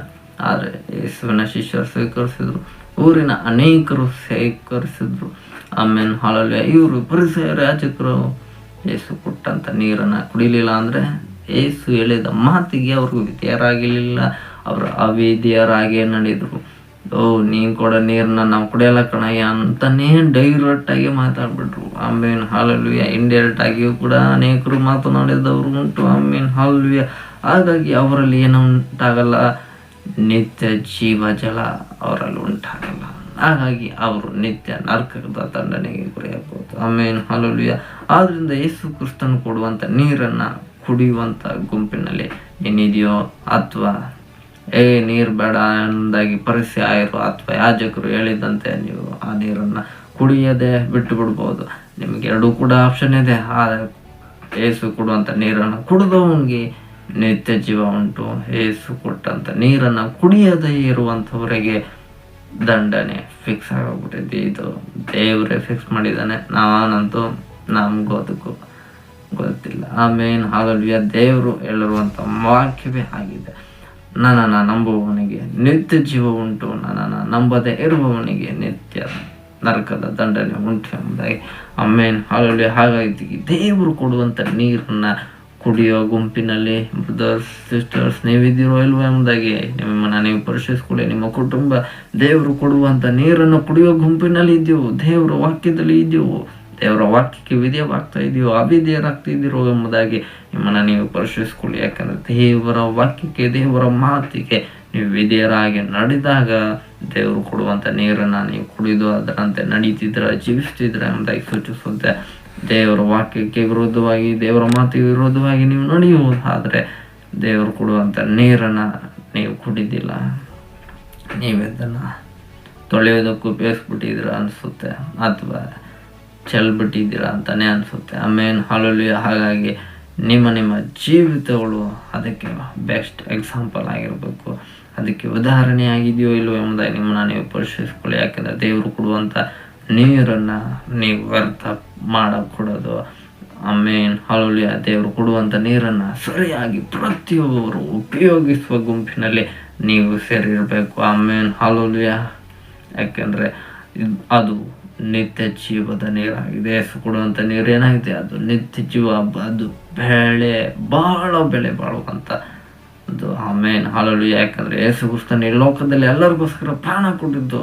ನಿನಗೆ ನಿತ್ಯ ಜೀವ ಜಲವನ್ನು ನಾನು ಕೊಡೋದಕ್ಕೋಸ್ಕರ. ಆ ಜೀವ ಜಲವನ್ನು ನೀವು ಕುಡಿದ್ರೆ ನಿನಗೆ ನಿತ್ಯ ಜೀವ ಉಂಟು.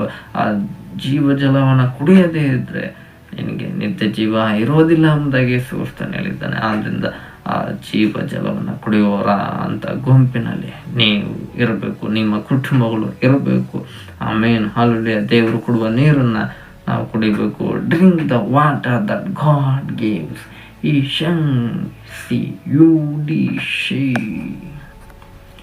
जो वह जल पियो जो परमेश्वर देता है. Amen hallelujah. கடவுள் தரும் தண்ணீர் குடிங்கள். ஆமென் ஹalleluya. தெய்வம் தரும் வேளம் కుడికుక్క. Amen hallelujah. యేసయ్య ఇచ్చే నీళ్ళని మీరు తాగండి. Amen hallelujah. ಯಾಕಂದ್ರೆ ದೇವರು ಕೊಡುವಂತ ನೀರನ್ನ ಕುಡಿಯುವಂತವರಾಗಿರ್ಬೇಕು. ಅಂಥವ್ರಿಗೆ ದೇವರು ನಿತ್ಯ ಜೀವ ಜಲವನ್ನ ಕೊಡುವವನಾಗಿರ್ತಾನೆ. ಆ ಜೀವ ಜಲ ನಿಮಗೆ ಜೀವವನ್ನು ಉಂಟು ಮಾಡುವಂಥದ್ದಾಗಿದೆ. ಅದು ನಿಮ್ಮಿಂದ ಅನೇಕರಿಗೆ ಜೀವವನ್ನು ಕೊಡುವಂತೆ ದೇವರು ಖಂಡಿತವಾಗಿ ಆತನು ನಿಮ್ಮಲ್ಲಿದ್ದು ಕಾರ್ಯವನ್ನು ಸಾಧಿಸುವವನಾಗಿದ್ದಾನೆ. ಅದು ನಂಬುವವರು ಮಾತನ್ನು ಕರನ್ನು ತಟ್ಟುತ್ತಾ ದೇವರ ನಾಮವನ್ನು ಮಹಿಮೆ ಪಡಿಸುವವರಾಗಿರೋಣ. Amen hallelujah. ಹಾಗಾದ್ರೆ ಈ ಜೀವ ಜಲದ ಕುರಿತಾಗಿ ದೇವರು ಆತ್ಮನ ನಮಗೆ ಕೊಟ್ಟಿರುವಂತಹ ಮತ್ತೊಂದು ವಾಕ್ಯವನ್ನು ಹೊದಿಕೊಳ್ಳುವವರಾಗಿರೋಣ. ಯೆರೆಮೀಯ 17ನೇ ಅಧ್ಯಾಯ 13ನೇ ವಾಕ್ಯವನ್ನ ನಾವೆಲ್ಲರೂ ಓದಿಕೊಳ್ಳುವವರಾಗಿರೋಣ. ಜೆರೆಮಿಯ ಚಾಪ್ಟರ್ 17 verse 13ನಲ್ಲಿ ದೇವರು ಸಭೆಯಾದ ನಮ್ಮೆಲ್ಲರ ಸಂಗಡ ಆತನು ಈ ರೀತಿ ಮಾತನಾಡ್ತಿದ್ದಾನೆ.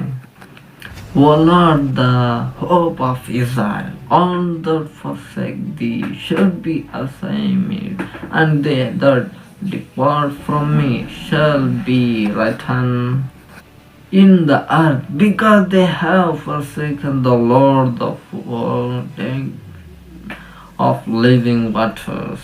Amen hallelujah. ಯೆರೆಮೀಯ 17ನೇ ಅಧ್ಯಾಯ 13ನೇ ವಾಕ್ಯದಲ್ಲಿ ದೇವರ ಆತ್ಮನು ಸಭೆಯಾದ ನಮ್ಮೆಲ್ಲರ ಸಂಗಡ ಆತನು ಈ ರೀತಿಯಾಗಿ ಮಾತನಾಡ್ತಾ ಇದ್ದಾನೆ. ಯೆಹೋವನೇ, ಇಸ್ರಾಯೇಲರ ನಿರೀಕ್ಷೆಯೇ, ನಿನ್ನನ್ನು ಬಿಟ್ಟು ಹೋಗುವವರು ಆಶಾಭಂಗ ಪಡುವರು. ಯೆಹೋವನಾದ ನಿನ್ನನ್ನು ತೊರೆಯುವವರು ಜೀವ ಜಲದ ಬುಗ್ಗೆಯನ್ನ ತೊರೆಯುವವರಾಗಿದ್ದಾರೆ. ಅವರ ಹೆಸರು ಧೂಳಿನಲ್ಲಿ ಬರೆಯಲ್ಪಡುವುದು. ಆಮೆನ್ ಹಲ್ಲೆಲೂಯಾ ಎಂದು ದೇವರಾತ್ಮನು ಸಭೆಗಳಿಗೆ ಹೇಳುವುದನ್ನು ಕಿವಿಯುಳ್ಳವನು ಕೇಳಲಿ ಎಂಬುದಾಗಿ ಅಂತ ದರ್ಶನಗಳಲ್ಲಿ ಸಭೆಯಾದ ನಮ್ಮೆಲ್ಲರ ಸಂಗಡ ದೇವರಾತ್ಮನು ವಿಶೇಷವಾಗಿ ಮಾತನಾಡುತ್ತಿದ್ದಾನೆ. Amen hallelujah. ಹಾಗಾದ್ರೆ ಈ ಜೀವ ಜಲದ ಕುರಿತಾಗಿ ದೇವರಾತ್ಮನು ಈ ರೀತಿ ಮಾತನಾಡ್ತಾ ಇದ್ದಾನೆ. ಯಾರು ದೇವರನ್ನ ಕುರಿತಾಗಿ ದೇವರು ನನಗೆ ಬೇಡ ಅನ್ನುವವರಿಗೆ ದೇವರು ಹೇಳ್ತಾ ಇದ್ದಾನೆ, ಅಂಥವ್ರಿಗೆ ಜೀವ ಜಲ ಸಿಗೋದಿಲ್ಲ. Those who say no God to will not find life. Amen hallelujah. Nak shing dung shing ging shu bo de ring jang jo bo dong shing ming. Amen hallelujah.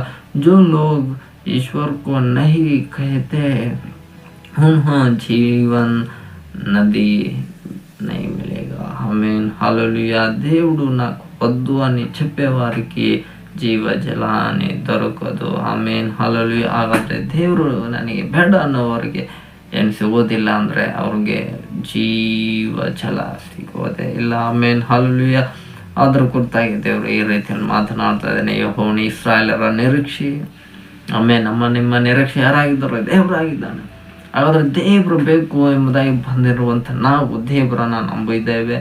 ದೇವರ ಕೊಡುವಂಥ ನೀರನ್ನು ಕುಡಿಯುವಂಥವರಾಗಿರ್ಬೇಕು. ಆಮೇನ್ ಹಲ್ಲೆಲೂಯಾ. ಮೂರನೇದಾಗಿ ದೇವರನ್ನ ನಿರೀಕ್ಷಿಸುವಂಥವರು ನಾವಾಗಿರ್ಬೇಕು. ಆಮೇನ್ ಹಲ್ಲೆಲೂಯಾ. ನಿನ್ನನ್ನು ಬಿಟ್ಟು ಹೋಗುವವರು ಆಶಾಭಂಗ ಪಡುವವರು, ಯೆಹೋವನಾದ ನಿನ್ನನ್ನು ತೊರೆಯುವವರು ಅವ್ರಿಗೆ ಏನು ತೊರೆದರು ಅಂತ ನೋಡಿದ್ರಲ್ಲಿ ಜೀವ ಜಲದ ಬುಗ್ಗೆಯನ್ನೇ ತೊರೆದ್ರು. ಹಾಗಾದ್ರೆ ಈ ಜೀವ ಜಲ ಬೇಡ ನಮಗೆ ಎಂಬುದಾಗಿ ಕೆಲವರು ಬಿಟ್ಟು ಹೋದವರು ಕೂಡ ಲೋಕದಲ್ಲಿ ಉಂಟು. ಆಮೇನ್ ಹಲ್ಲೆಲೂಯಾ. ಯಾಕಂದ್ರೆ ಯೇಸುವಿನ ಶಿಷ್ಯರಲ್ಲಿ ಒಬ್ಬ ಶಿಷ್ಯ ಏನ್ ಮಾಡ್ಬಿಟ್ಟ? ಯೇಸುವನ್ನೇ ತೊರೆದ್ಬಿಟ್ಟ. ಆಮೇನ್. ಹಾಗಾಗಿ ಅವನು ಏನ್ ತೊರೆದ ಅಂತ ನೋಡಿದ್ರೆ ಅವನು ಜೀವ ಜಲದ ಬುಗ್ಗೆಯನ್ನ ತೊರೆದವನಾದನು. ಅಂಥವ್ರ ಹೆಸರು ಎಲ್ಲಿ ಬರೆಯಲ್ಪಟ್ಟಿದೆ? ಧೂಳಿನಲ್ಲಿ. ಧೂಳಲ್ಲಿ ಎಂಥವ್ರ ಹೆಸರು ಬರೆದ್ರು ಕೂಡ ಒಂದ್ಸತಿ ಗಾಳಿ ಹಿಂಗೆ ಬೀಸಿದ್ರೆ ಮುಗೀತು, ಅವ್ರ ಹೆಸರೇ ಮುಚ್ಕೊಂಡು ಹೋಗ್ಬಿಟ್ಟಿರುತ್ತೆ. ಸ್ತೋತ್ರ ಸ್ತೋತ್ರ ಹಲ್ಲೆಲೂಯಾ ಹಲ್ಲೆಲೂಯಾ ಅಂತ ಕ್ಲೀನ್ ಬೋಲ್ಡ್ ಜಾಗ ಖಾಲಿ ಆಗೋಯ್ತು ಅಂತಾನೆ ಅರ್ಥ. ಆಮೇನ್ ಹಲ್ಲೆಲೂಯಾ. ಹಾಗೆ ಯೇಸುವಿನ ಶಿಷ್ಯರಲ್ಲಿ ಒಬ್ಬನ ಹೆಸರು ಧೂಳಿನಲ್ಲಿ ಮುಚ್ಚಲ್ಪಟ್ಟು ಹೊರಟೋಯ್ತು. ಆ ಜಾಗಕ್ಕೆ ಮತ್ತಿಯನೇ ಎಂಬ ಶಿಷ್ಯನು ಬರತಕ್ಕಂತೆ ದೇವರು ಆಶೀರ್ವದಿಸಿ ನಡೆಸಿದನು. ಆಮೇನ್ ಹಲ್ಲೆಲೂಯಾ. ಹಾಗಾದ್ರೆ ಒಬ್ಬ ಶಿಷ್ಯ ಔಟ್ ಆದ ಅಂದ್ರೆ ಇನ್ನೊಬ್ಬ ಶಿಷ್ಯ ಇನ್ನಾದ. ಆಮೇನ್ ಹಲ್ಲೆಲೂಯಾ. ಹಾಗಾದ್ರೆ ಒಬ್ರು ಹೋದ್ರೆ ದೇವ್ರು ಇನ್ನೊಬ್ಬ ಯಾರು ನಾನು ಅಪಾಯಿಂಟ್ ಮಾಡ್ಕೊಂತಾನೆ. ಅವ್ರಂತೂ ಇಷ್ಟು ಜನ ಬೇಕು ನನ್ನ ಪರಲೋಕದ ರಹಸ್ಯ ಪುಣದಲ್ಲಿ ಎತ್ತಲ್ಪಡ್ಬೇಕಂದಾಗಿ ಒಂದು ಸಂಖ್ಯೆನ ಅವರು ಗುರುತು ಮಾಡಿಟ್ಕೊಂಡ್ಬಿಟ್ಟಿದ್ದಾರೆ. ಅಷ್ಟು ಸಂಖ್ಯೆಯ ಜನರನ್ನ, ಒಂದು ಗುಂಪಿನ ಜನರನ್ನ ಇಡೀ ಪ್ರಪಂಚದಾದ್ಯಂತ ಆತನ ಸಿದ್ಧಪಡಿಸ್ತಾ ಇದ್ದಾನೆ. ಇನ್ನೂ ಜಗತ್ತಿನಾದ್ಯಂತ ಆತನ ಚಿತ್ತ ನೆರವೇರೋವರೆಗೂ ಸಿದ್ಧಪಡಿಸಿ, ಆತನ ಚಿತ್ತ ಕಂಪ್ಲೀಟ್ ಆಗೋಯ್ತು ಅಂದ್ರೆ ಯೇಸುಕ್ರಿಸ್ತನು ಹೇಳ್ತಾನೆ, ಮಗನೇ ಹೋಗಿ ನೀನು ಮೊದಲ ಗೀತೆನ ಕರ್ಕೊಂಬ, ಹಬ್ಬದ ಊಟ, ಮದುವೆ ಊಟ ಸಿದ್ಧ ಮಾಡಿದ್ದೀವಿ, ಎಲ್ಲರೂ ಬಂದು ಆ ಮದುವೆ ಊಟ ತಿನ್ಕೊಂಡು ಆರಾಮಾಗಿರಲಿ, ಶಾಶ್ವತವಾಗಿ ಆ ಜೀವ ಜಲವನ್ನು ಕುಡಿದುಕೊಂಡು ನಮ್ಮ ಸಂಗಡ ಅವರು ಇರಲಿ ಎಂಬುದಾಗಿ ಆಶೀರ್ವದಿಸಿ ನಡೆಸೋಣ ಇದ್ದಾನೆ. ಆ ಗುಂಪಿನಲ್ಲಿ ನೀವು ಬಂದಿದ್ರು ಇಲ್ವೇ ಅಂತ ನಿಮ್ಮನ್ನು ಪರೀಕ್ಷಿಸಿಕೊಳ್ಳಿ. ದೇವರು ಅದು ದೊಡ್ಡ ಜೀವ ಜಲದ ಬಗ್ಗೆಯನ್ನ ಕರ್ತನು ನಂಬಿ ಸಿದ್ಧಪಡಿಸಿಟ್ಟಿದ್ದಾನೆ. ಆಮೇನ್, ಹಲ್ಲೆಲೂಯಾ. ಅಲ್ಲಿ ನಮ್ಮ ಹೆಸರು ಪರಲೋಕದ ಜೀವ ಗ್ರಂಥದ ಪುಸ್ತಕದಲ್ಲಿ ಬರೆಯಲ್ಪಟ್ಟಿರ್ಬೇಕು. ಅಲ್ಲಿ ಬರೆಯಲ್ಪಟ್ಟಿದ್ರೆ ನಮ್ದು ಪರ್ಮನೆಂಟ್, ಅದನ್ನಂತೂ ಯಾರು ಕೂಡ ಕ್ಯಾನ್ಸಲ್ ಮಾಡೋಕ್ಕಾಗಲ್ಲ. ಈ ಭೂಮಿಯಲ್ಲಿ ಪುಸ್ತಕದಲ್ಲಿ ಬರೆದಿಟ್ರು ಬರ್ತಾನೆ, ಅಗ್ರಿಮೆಂಟಲ್ಲೂ ನಮ್ಮ ಹೆಸರು ಇದ್ರೂ ಕೂಡ ಒಂದಲ್ಲ ಒಂದು ದಿನ ಹೊಗೆ ಹಾಕ್ಸ್ಕೊಳ್ಳೇಬೇಕು. ಲೋಕದ ಯಾತ್ರೆ ಮುಗಿಸ್ಕೊಂಡು ಭೂಮಿಯಲ್ಲಿ ಜಾಗ ಖಾಲಿ ಮಾಡಿ ಒಳ್ಳೇಬೇಕು, ಕನ್ಫರ್ಮ್. ಆಮೇಲೆ ನಾಲ್ಗೆ ನಮ್ಮ ಹೆಸರಲ್ಲಿ ಎಷ್ಟು ಆಸ್ತಿಗಳು ಇದ್ರೂ ಕೂಡ ಆಸ್ತಿ ಪತ್ರಗಳು ಇಲ್ಲೇ ಇರ್ತವೆ.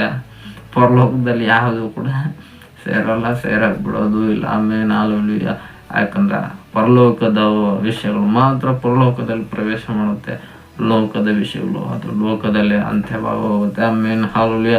ಹಾಗಾಗಿ ನೀವು ಲೋಕಕ್ಕೋಸ್ಕರ ದುಡಿಯೋದೆ, ಲೋಕದಲ್ಲಿ ಹೆಸರು ಮಾಡೋಕ್ಕೋಸ್ಕರ ದುಡಿಯೋದೆ, ಪರಲೋಕಕ್ಕೋಸ್ಕರ ದುಡಿಯುವವರಾಗಿರ್ಬೇಕೆಂದು ದೇವರಾತ್ಮನ ಸಭೆಗಳಿಗೆ ಹೇಳುವುದನ್ನು ಕಿವಿಲ್ಲವನ್ನು ಕೇಳಲು ಅದ ನಂಬರ್ ಮಾತನಾಡನ್ನು ತಟ್ಟುತ್ತಾ ದೇವರ ನಾಮವನ್ನು ಮಹಿಮೆ ಪಡಿಸುವವರಾಗಿರೋಣ. ಆಮೇಲೆ ಹಾಲುಲಿಯ. ದೇವರಿಗೆ ಮಹಿಮೆ ಉಂಟಾಗಲಿ. ಹಾಗಾದರೆ ನಮ್ಮ ಹೆಸರು ಪರಲೋಕದಲ್ಲಿ ಬರೆಯಲ್ಪಟ್ಟಿದೆ. ಆ ವಿಷಯದಲ್ಲಿ ನಾವು ಸಂತೋಷ ಪಡೋಣ. ಆ ವಿಷಯದಲ್ಲಿ ದೇವರನ್ನ ನಾವು ಮಹಿಮೆ ಪಡಿಸುತ್ತಲೇ ಇರುವವರಾಗಿರೋಣ. ಆಮೇನ್, ಹಲ್ಲೆಲೂಯಾ. ಹಾಗಾದರೆ ಈಗ ನಾವು ಈ ಜೀವ ಜಲ ಎಲ್ಲಿದೆ ಎಂಬುದರ ಕುರಿತಾಗಿ ದೇವರ ವಾಕ್ಯದ ಮುಖಾಂತರವಾಗಿ ನಾವು ನೋಡಿಕೊಳ್ಳುವವರಾಗಿರೋಣ. ಪ್ರಕಟಣೆ 22ನೇ ಅಧ್ಯಾಯ 1ನೇ ವಾಕ್ಯವನ್ನು ನಾವೆಲ್ಲರೂ ಓದಿಕೊಳ್ಳುವವರಾಗಿರೋಣ. ರೆವಲ್ಯೂಷನ್ ಚಾಪ್ಟರ್ 22 ವರ್ಸ್ 1ನಲ್ಲಿ ದೇವರು ಸಭೆಯಾದ ನಮ್ಮೆಲ್ಲರ ಸಂಗಡ ಆತನು ಈ ರೀತಿಯಾಗಿ ಮಾತನಾಡ್ತಿದ್ದಾನೆ. And he swayed me a pure river of water of life, clear as crystal, proceeding out of the throne of God and of the Lamb. ಪ್ರಕಟಣೆ 22ನೇ ಅಧ್ಯಾಯ 1ನೇ ವಾಕ್ಯದಲ್ಲಿ ದೇವರಾತ್ಮನ ಸಭೆಯಾದ ನಮ್ಮೆಲ್ಲರ ಸಂಗಡ ಆತನು ಈ ರೀತಿಯ ಮಾತನಾಡ್ತಿದ್ದಾನೆ. ಆಮೇಲೆ ಅವನ ಸ್ಫಟಿಕದಂತೆ ಪ್ರಕಾಶಮಾನವಾಗಿದ್ದ ಜೀವ ಜಲದ ನದಿಯನ್ನ ನನಗೆ ತೋರಿಸಿದ್ದನು. ಅದು ದೇವರ ಮತ್ತು ಯಜ್ಞದ ಕುರಿಮರಿಯಾದ ಆತನ ಸಿಂಹಾಸನದಿಂದ ಹೊರಟು ಪಟ್ಟಣದ ಬೀದಿಯ ಮಧ್ಯದಲ್ಲಿ ಹರಿಯುತ್ತಿತ್ತು ಎಂದು ದೇವರಾತ್ಮನ ಸಭೆಗಳಿಗೆ ಹೇಳುವುದನ್ನು ಕಿವಿಯುಳ್ಳವನು ಕೇಳಲಿ ಎಂಬುದಾಗಿ ಅಂತ ದರ್ಶನಗಳಲ್ಲಿ ಸಭೆಯಾದ ನಮ್ಮೆಲ್ಲರ ಸಂಗಡ ದೇವರಾತ್ಮನು ವಿಶೇಷವಾಗಿ ಮಾತನಾಡ್ತಾ ಇದ್ದಾನೆ. ಹಾಗಾದ್ರೆ ಈ ಜೀವ ಜಲ ಎಲ್ಲಿದೆ ಅಂದ್ರೆ ಇದು ದೇವರ ಬಳಿಯಲ್ಲಿದೆ. Amen. God has a river of living water. Amen. ಶಂಗ್ಯೂ है ठाई हूँ शीडी ही परमेश्वर के पास जीवन का जल की एक नदी है. आमेन, हालेलुया. கடவுள் கிட்ட ஜீவ ஜல தண்ணீர் நதி உண்டு. ஆமென், ஹalleluya. ದೇವತ್ತಿನ ಜೀವ ಜಲ ತಣ್ಣೀರು ಓರೋ ನದಿ ಉಂಡು. ಆಮೇನ್, ಹಲ್ಲೆಲೂಯಾ. దేవుని దగ్గర ಜೀವ ಜಲ ನದಿ ఉన్నది. ಆಮೇನ್, ಹಲ್ಲೆಲೂಯಾ. ಹಾಗಾದ್ರೆ ಈ ಜೀವ ಜಲ ನದಿ ಎಲ್ಲಿದೆ ಅಂದ್ರೆ ದೇವರ ಬಳಿಯಲ್ಲಿ ಇದೆ. ದೇವರ ಸಿಂಹಾಸನದ ಈ ನದಿ ಹರಿಯುವಂಥದ್ದಾಗಿದೆ. ಆಮೇನ್, ಹಲ್ಲೆಲೂಯಾ. ಲೋಕದ ಎಲ್ಲ ನದಿಗಳು ಒಂದು ದಿನ ಅಂತ್ಯ ಉಂಟು. ಯಾಕೆ ಹೇಳಿ ದೇವ್ರ ವಾಕ್ಯನ ಹೇಳುತ್ತೆ, ಭೂಮಿ ಹಳೆ ಭೂಮಿನೇ ನಾಶ ಮಾಡಿ ಹೊಸ ಭೂಮಿ ಹೊಸ ಆಕಾಶ ಸೃಷ್ಟಿ ಮಾಡ್ತೇನೆ ಅಂದರೆ ಭೂಮಿಯಲ್ಲಿರೋ ನದಿಗಳು ಕೂಡ ಎಲ್ಲ ಹರಿಯುವ ನದಿಗಳು ಒಂದು ದಿನ ನಿಂತು ಹೋಗುತ್ತೆ, ನಿಲ್ಲಿಸ್ತಾನೆ ದೇವರು. ಯಾಕೆಂತ ಆತನು ಒಂದ್ಸತಿ ಹೇಳಿದ್ರೆ ಮುಗಿತು, ಒಂದಲ್ಲ ಒಂದಿನ ಆ ಕೆಲಸವನ್ನ ಮಾಡಿ ಮುಗಿಸೇ ಬಿಡ್ತಾನೆ. ಆಮೇನ್, ಹಲ್ಲೆಲೂಯಾ. ಹಾಗಾಗಿ ಲೋಕದ ಲೋಕದ ಎಲ್ಲ ನದಿಗಳು ಅವು ಬತ್ತಿ ಹೋಗುತ್ತೆ, ಅವು ಒಣಗಿ ಹೋಗುತ್ತೆ. ಆದರೆ ಪರಲೋಕದಲ್ಲಿ ಒಂದು ನದಿ ಇದೆ, ಅದು ದೇವರ ಸಿಂಹಾಸನದಿಂದ ಓಡುವಂತ ಒಂದು ನದಿ ಇದೆ. ಈ ನದಿ ಎಂದಿಗೂ ಬತ್ತಿ ಹೋಗದೇ ಇರುವಂತಹ ನದಿ, ಎಂದಿಗೂ ಶಾಶ್ವತವಾಗಿ ಹರಿಯುತ್ತಲೇ ಇರುವ ನದಿ, ಅದು ಈಗಲೂ ಹರಿಯುತ್ತಲೇ ಇದೆ. ಅದು ಮುಂದಿನ ಯುಗಗಳು ಕೂಡ ಕಳೆದರೂ ಕೂಡ ಹರಿಯುವಂಥದ್ದೇ ನದಿ. ಆ ನದಿಯ ಹೆಸರೇ ಜೀವ ಜಲದ ನದಿ ಎಂದು ದೇವರಾತ್ಮನು ಸಭೆಗಳಿಗೆ ಹೇಳುವುದನ್ನು ಕಿವಿಯುಳ್ಳವನು ಕೇಳಲಿ.